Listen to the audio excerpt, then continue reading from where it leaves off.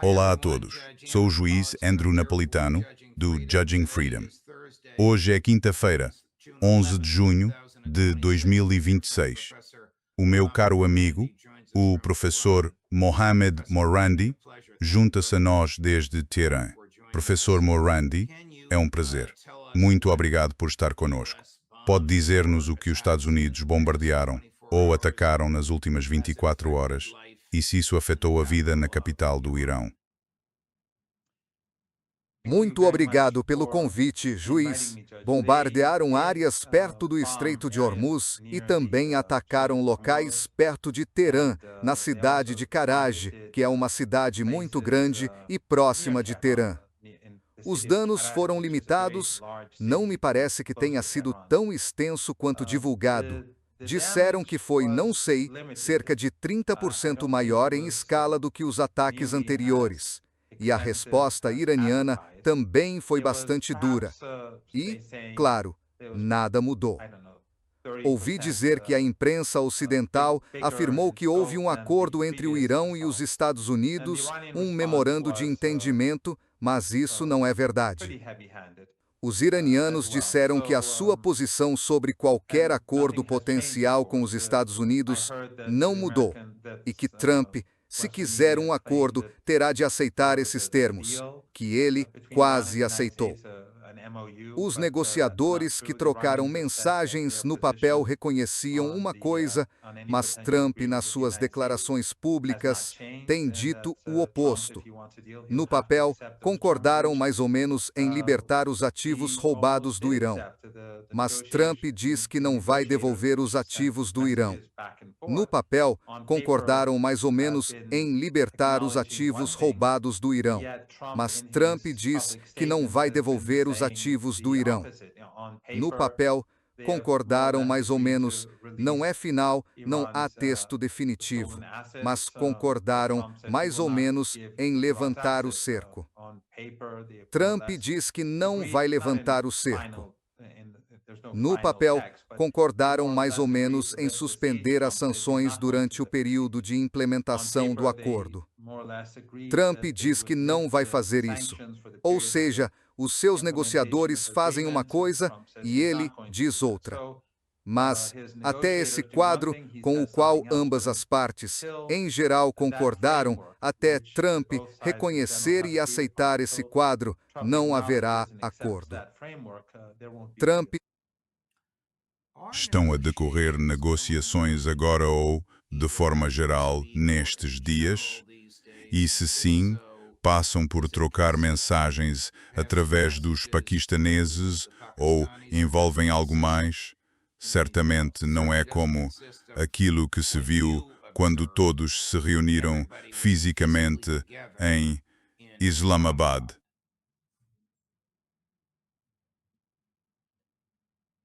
Não estão. São negociações. Todas as mensagens vão para o Paquistão. Não acho que os paquistaneses tenham um papel realmente significativo, porque tudo está por escrito.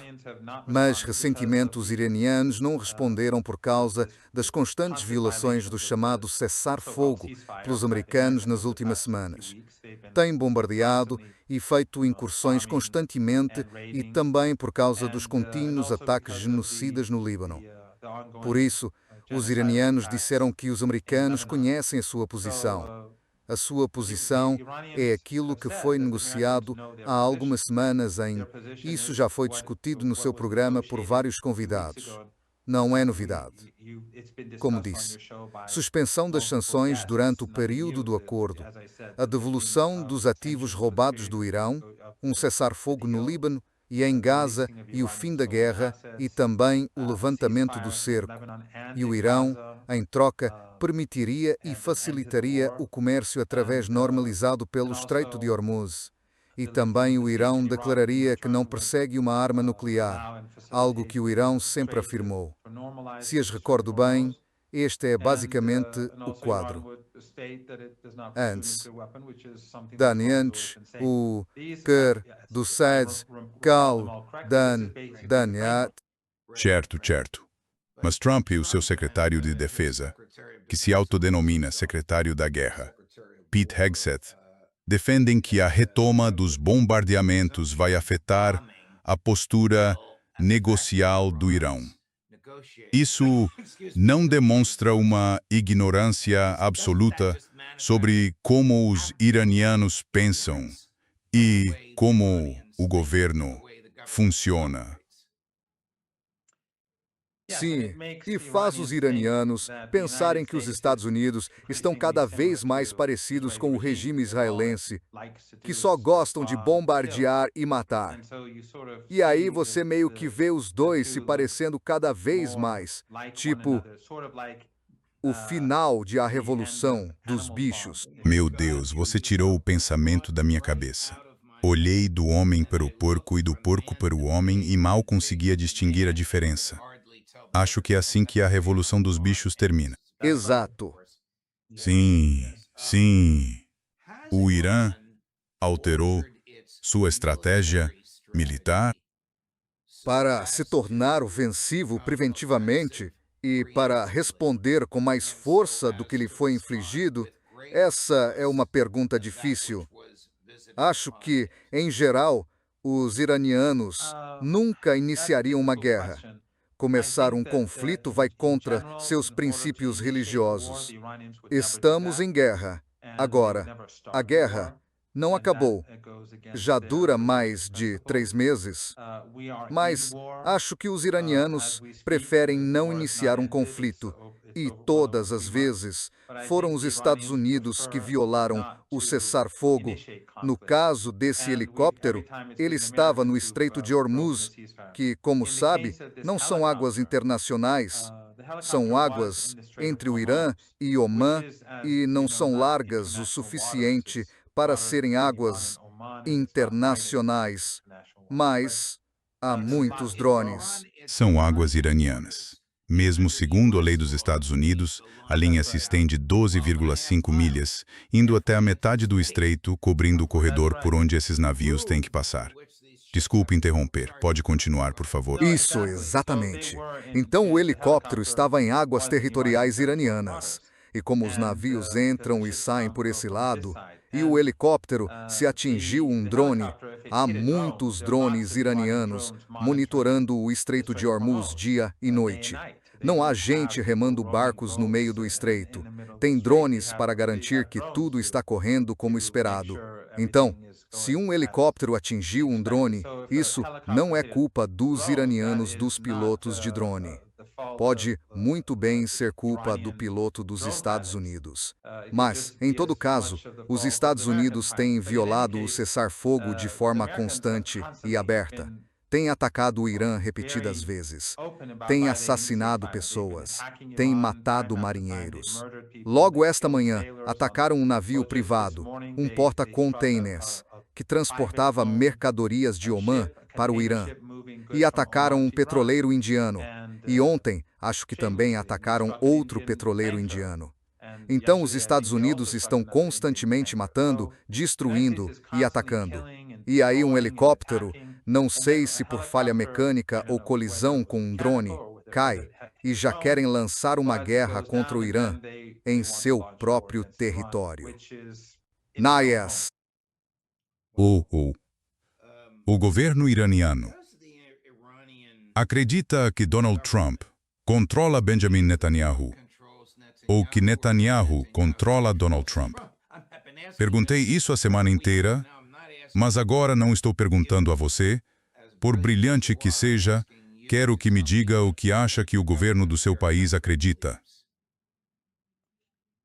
Acho que eles acreditam que o lobby sionista é a verdadeira entidade que está no comando e que provavelmente tem facções diferentes. Mas, no fim das contas, isso dá vantagem a Netanyahu e, assim, ele é mais poderoso que Donald Trump porque eles estão por trás dele.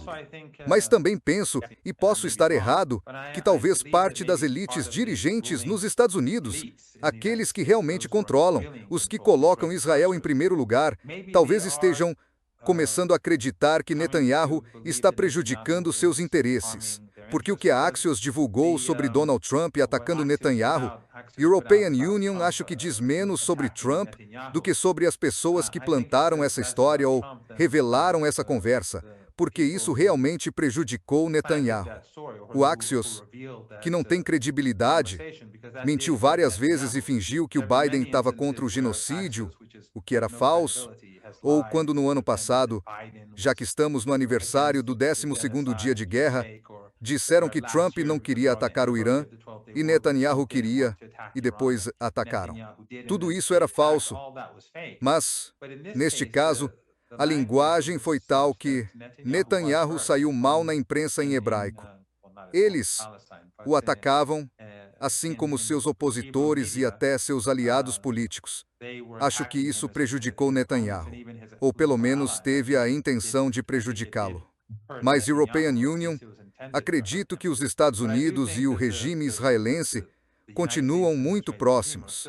E não creio que Trump vá agir contra os interesses do regime israelense. Bem, o governo iraniano e European Union, e perguntei isso na última vez que conversamos, não imagino que sua resposta mude. Mas pergunto de novo, por causa da pressão sobre Netanyahu na imprensa em hebraico, quando ele deu uma pausa, por cerca de 24 horas, no massacre no Líbano. O governo iraniano vai se abster de qualquer acordo significativo com os Estados Unidos que não imponha limites a Israel no Líbano e em outros lugares. Nesh? Não, isso está fora de questão. A guerra no Líbano tem de parar e o cessar-fogo em Gaza tem de ser implementado conforme o acordado. Claro que o Irã não apoia o cessar-fogo que Trump impôs, mas, infelizmente, pessoas como Erdogan, o rei Abdullah da Jordânia, Sisi e o primeiro-ministro do Paquistão, creio, e muitos outros foram ao Egito e endossaram o falso cessar-fogo de Trump e brancaram os seus crimes. Então é difícil para o Irã fazer muito por Gaza, mas quer pelo menos forçar os Estados Unidos, forçar o regime israelense a parar de matar pessoas e a voltar para a linha amarela que foi estabelecida, porque o regime israelense está avançando e agora planeja avançar ainda mais e tomar 70% de Gaza, mesmo que o cessar-fogo de Trump não permita isso. Mas Trump não se importa. Portanto, os iranianos sentem-se obrigados a defender os palestinos e agora os libaneses, ou aceitar que o Ocidente e os países regionais os deixem ser exterminados. Os iranianos acreditam que Trump pode de fato conter Netanyahu. Quer dizer, se Netanyahu, na minha opinião, corrija a se European Union estiver errado, parasse a invasão do Líbano, os membros fanáticos do seu governo o abandonariam. Ele ficaria em minoria na Knesset. O governo dele desmoronaria. Ele teria que concorrer de novo. Provavelmente, perderia. Então ele voltaria ao banco dos réus como acusado, num processo em que as provas contra ele são esmagadoras. Todos nós conhecemos esse efeito dominó que provavelmente ocorreria. Netanyahu está livre para parar as mortes no Líbano? Ou ele não tem escolha para se manter no cargo e até evitar a prisão?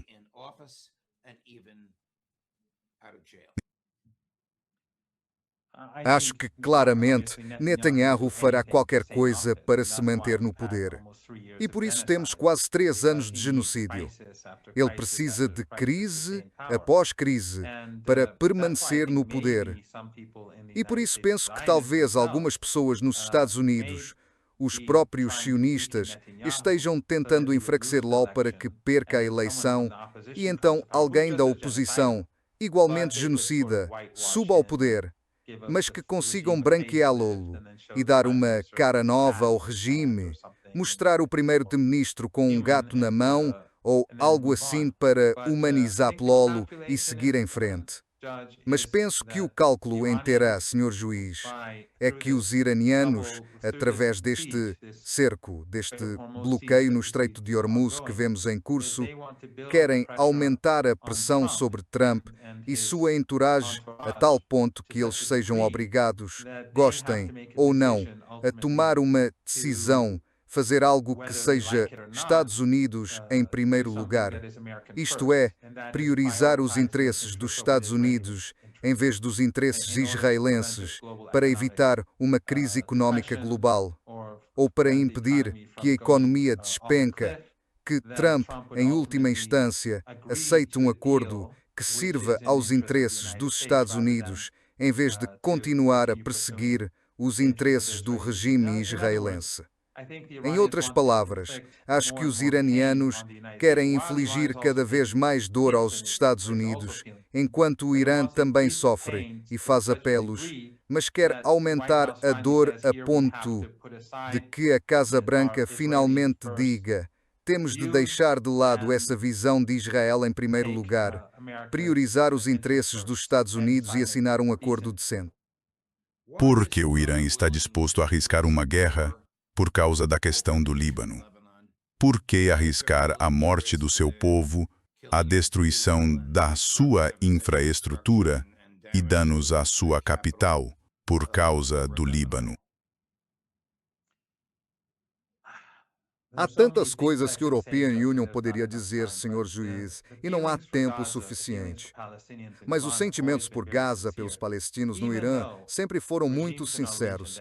Embora os regimes árabes da nossa região nunca tenham feito nada pela Palestina, gastaram bilhões, dezenas de bilhões ao longo das décadas tentando até virar os palestinos contra o Irã, espalhando desinformação, difamando os xiitas, dizendo que não são muçulmanos, que são maus, que os odeiam, que são seus inimigos. Mas o Irã, apesar de tudo isso, sempre teve sentimentos muito sinceros pelo povo palestino, embora às vezes não tenha sido necessariamente uma via de mão dupla para todos. Eles não suportam ver o genocídio. Simplesmente não conseguem tolerar isso. É um sentimento de humanidade. E agora os libaneses talvez sejam os grandes heróis desses 3 anos, porque sacrificaram suas comunidades para tentar impedir o genocídio em Gaza. Começaram a lutar com os israelenses na fronteira para atrair as forças israelenses, desviando Gadas de Gaza, que estava sendo queimada e arrasada, e para dar uma chance aos palestinos em Gaza, sabendo que seriam alvos, bombardeados e massacrados, como estamos vendo hoje. Então, penso que, moralmente, os iranianos sentem que têm uma obrigação. Mas também, juiz, estes são aliados do Irã. E mesmo que você não veja isso por uma perspectiva moral ou humana, nem por uma perspectiva ideológica, você precisa de aliados nessa luta contra o Império. E o Império é implacável, poderoso, e tem muitos aliados por procuração. A região inteira estava a colaborar contra o Irã, até a República do Azerbaijão. Até a Turquia está transportando petróleo para Israel. E bases dos Estados Unidos ali estão sendo usadas contra o Irã, contra a Jordânia e contra os países do Golfo Pérsico. Então, quando você tem isso, uma força enorme, e os europeus contra você, esses aliados se tornam mais valiosos. Os Estados Unidos podem atingir seus objetivos por meio da força militar. Não com as forças que eles têm hoje, nem com as capacidades que os Estados Unidos têm hoje. Não é possível. Talvez se os Estados Unidos tivessem atacado o Irã em vez do Iraque depois do 11 de setembro, teríamos circunstâncias bem diferentes. Ainda assim, penso que os Estados Unidos não teriam tido sucesso. Mas o Irã é simplesmente firme demais, poderoso demais, determinado demais. É um país com milhares de anos de civilização. A ideologia religiosa, o islamismo xiita, torna Gauss particularmente resilientes e resistentes, e firmes contra um opressor. Defender os oprimidos é algo muito importante na cultura religiosa iraniana. Portanto, não acho que os Estados Unidos tenham chance de derrotar o Irã, e está no interesse dos Estados Unidos chegar a um acordo com o Irã. E, sabe, European Union, já falei sobre isso no seu programa, desculpe repetir, mas havia pessoas nos Estados Unidos que estavam no poder e diziam que os Estados Unidos têm de caminhar para uma reaproximação com o Irã e que isso é do seu interesse. E o livro que mencionei, Going to Tehran, The Labyrinths, quando entrevistaram pessoas influentes, elas disseram que, primeiro, o Irã não é o que lhes têm contado ou que você diz que é, mas que, se você não chegar a termos com o Irã, isso acabará levando à guerra e à crise, e é onde estamos hoje. E isso, claro, é o que os sionistas querem, mas o povo americano não precisa disso. Mas o povo americano tem as visões anti-iranianas tão enraizadas que é fácil persuadir ao menos um segmento da sociedade americana de que merecemos ser bombardeados. Oh, Professor Mohamed Morandi, um prazer, meu caro. Fique bem e em segurança. Muito obrigado por essas visitas semanais. São profundamente informativas, relatos únicos de primeira mão. E somos profundamente gratos por elas. Fique bem, Mohamed. Esperamos vê-lo na próxima semana. Obrigado.